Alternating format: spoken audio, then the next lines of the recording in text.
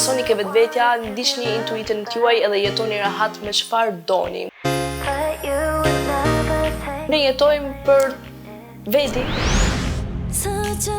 Jam një njeri që është e dashuruar me dashuri. Ka shumë gjëra që të ndihmojnë për të ecë përpara mia.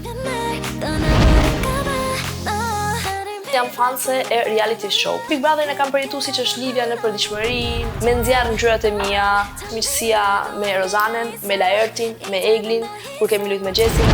Ka pas shumë negativitet, këtë do ta them. Big Brother është pak shumë i egër. Jam mundu të isha vetvetja. Nuk del, nuk mjafton. Duhet dhe të futesh në lojë me diçka që nuk të përfaqëson 100%. Kur unë isha pak ma e vogël, shikoja më shumë figurat e djembe shumë më të muaj se unë. Të kam përjetu fare babin për 22 vite. Gjanat e bukra duhet me bu para negativitetit edhe para gjanave të këqija, që jam një njeri paranoik. Është një botë e bukur ajo që kam në mendje, vetëm për vetin jam pak më e keqe. Dhe sot do i thoja, jo Livia, s'ke si gjam mangut, kështu që duhet me ba ato gjëra që të bëjmë mu ndje mirë, ata edhe me ndjek andrat sidomos. Dashuria dhe kur të lëndon, prap të ma në gjallë. Të ishe mashkull? Unë jam pak mashkull. 1, 2, 3, jemi gati? Livia, mirë se erdhe në Bordeaux. Mirë se ju gjeta. Çfarë të shtyll të merrje pjesë në Big Brother VIP? Unë jam fanse e reality show. I kam ndjek këta njëtën në Itali dhe thash pse mos provoj një eksperiencë të re. Kështu që, u futa. Si do i përshkruaje këtë eksperiencë? Për mua ka qenë një formë, nuk mund ta quaj të lodhshme si shumë vete quajnë ose një presion shumë të madhe. Unë Big Brotherin e kam përjetuar siç është lidhja në përditshmëri, kështu që të qetë, jam mundu me nxjerr ngjyrat e mia, dhe pse nuk ka qenë kjo gjë, nuk ka qenë shumë e thjeshtë, por që të qetë, unë kështu dua të përshkruaj. Edhe reale normalisht. Çfarë mësove më shumë për veten? Mësova që di edhe të bahem me nerva shumë, sepse në fakt kam bërtit shumë në shumë raste, sepse në përgjithësi kam vlerësuar veten gjithmonë si një vajzë shumë me nefragiste, po që janë edhe disa gjëra që nuk duroj e nuk toleroj. Ndërsa jo, besoj që nuk ka ndryshuar Olivia e përditshmërisë siç thash, kështu që vetëm kaq. Cili ka qenë momenti më i vështirë? Momenti më i vështirë sigurisht është aja pjesa kur ti e mendon që je larg njerëzve që don më shumë. Vetëm ajo, sepse për ndryshe e kam përjetuar më gjithmonë me Livien me gjitha ngjyrat 100%, kështu që pak mungesa e mamit të njerëzve më të afërt. Momenti më i bukur?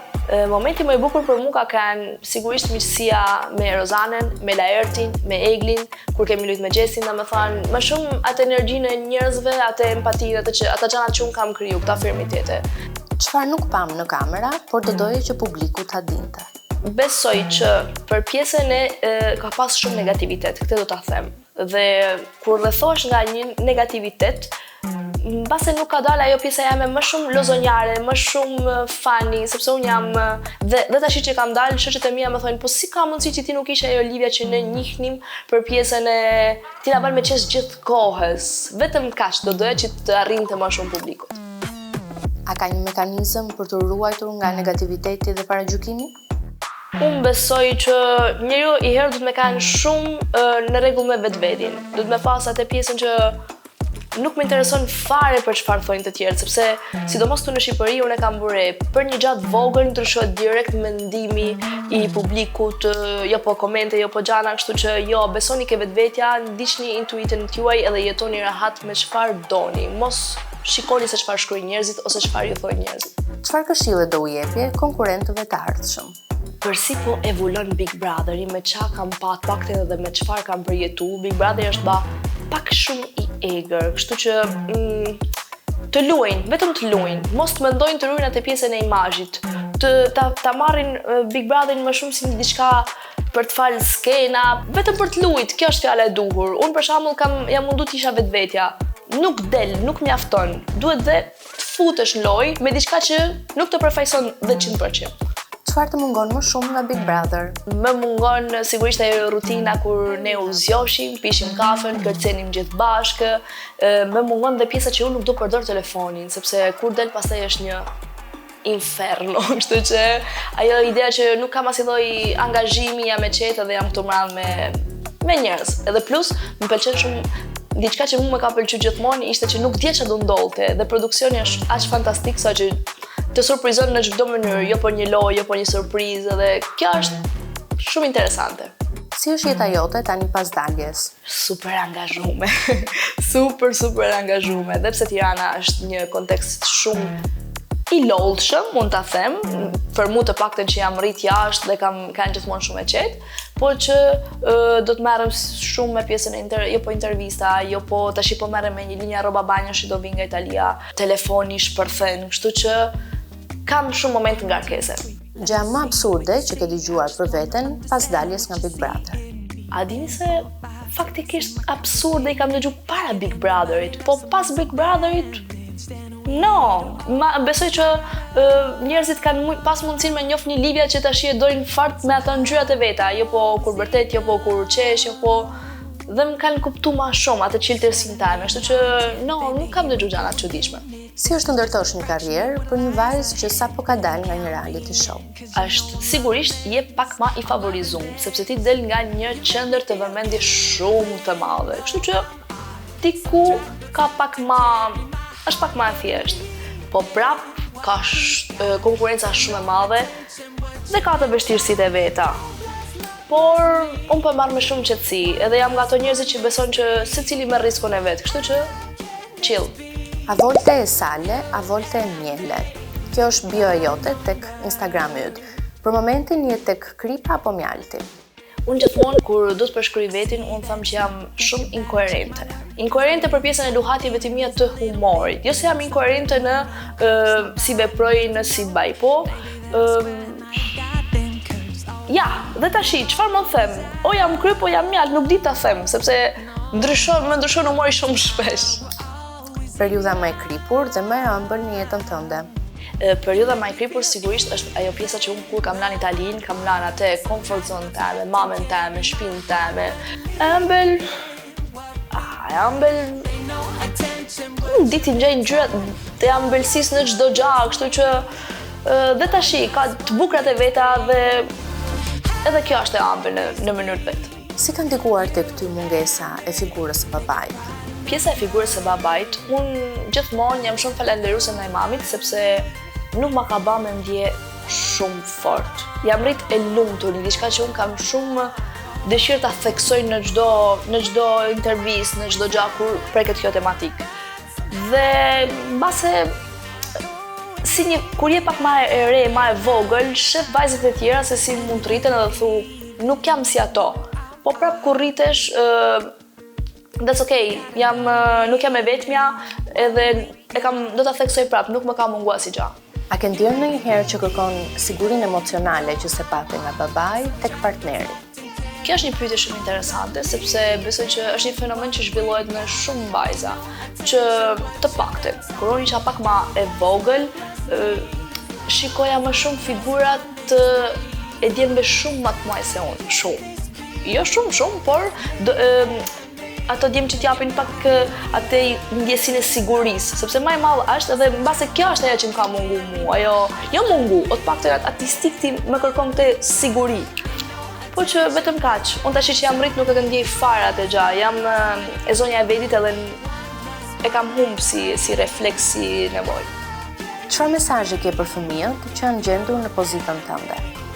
Pozita jeme ka qenë sigurisht pak më e veçantë, sepse unë nuk kam pas komunikim me babin edhe nuk e kam përjetuar fare babin për 22 vite. Por është një fenomen shumë i zakonshëm fatkeqësisht në kohën tona, kështu që besoj që po normalizohet deri diku, por ne jetojmë për veti. Kështu që, mund të duket një frazë pak cinike, por besoj që njeriu do gjithmonë me mendu pak më shumë për veti, me arrit, me mush jetën me ngjyra, me shoqëri, me gjëra të bukura. Kështu që gjithmonë gjërat e bukura duhet me bu para negativitetit edhe para gjërave të këqija. Besoj që jo të gjithë kemi pas atë fatin e familjes perfekte. Kështu që ka shumë gjëra që të ndihmojnë për të ecë përpara mirë. Çfarë do zbulonte dikush nëse do të lexonte mendjen tënde për 24 orë? Që jam një njeri paranoik, dhe me fanë. Nuk ke shfaq dhe shumë, po në kokë, sa shumë mendoj, sa shumë dhe dënoj vedin, ndoshta kjo pjesë, unë jam shumë autokritike, domethënë kritikoj vedin vazhdimisht, po që ja, mbase vetëm këto, jam njëri shumë pozitive dhe kam një gjëka tjetër, unë nuk gjykoj. Kam të gjatë që nuk gjykoj asnjëherë njerëzit, kështu që është një botë e bukur ajo që kam në mendje, vetëm për vetin jam pak më e keqe. Vetes tënde adoleshente, çfarë këshille do t'i jepje? Të besoja më shumë te veti. Vetes time adoleshente, sepse unë kur mendoj që kam pas gjitha letrat në rregull për të arritur çdo lloj ëndre. Domethënë, unë kur kam qenë më vogël kam pas mundësinë të basha modele, domethënë shumë gjana të tjera që unë për pjesën e vetbesimit i kam shmang. Dhe sot do i thoja jo Olivia, s'ke si gjam mangut, kështu që duhet me ba ato gjëra që të bëjmë mundje mirë, ata edhe me ndjek ëndrat sidomos. A ke frikë të dashurosh sërish publikisht? Jo, as pak.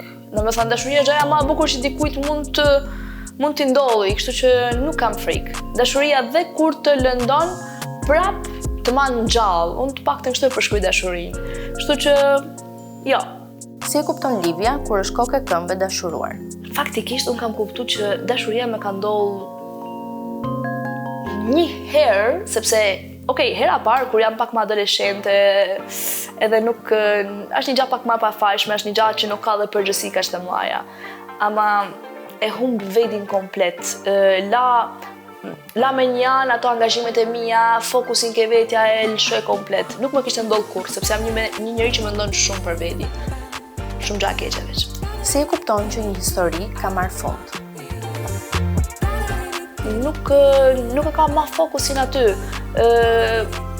Nuk është ajo mendimi i parë, jo po ç'a po bën, jo po nuk lëndohem nga asnjë gjë, ose nuk e kam atë kuriozitetin, hutohem dhe në përgjithësi kur unë du diçka, nuk hutohem kurrë. Kështu që kjo është sinjali i parë. Të ka ndodhur të kesh refuzuar një njerëz që e ke pëlqyer vetëm nga një zhgënjim i mëparshëm në dashuri?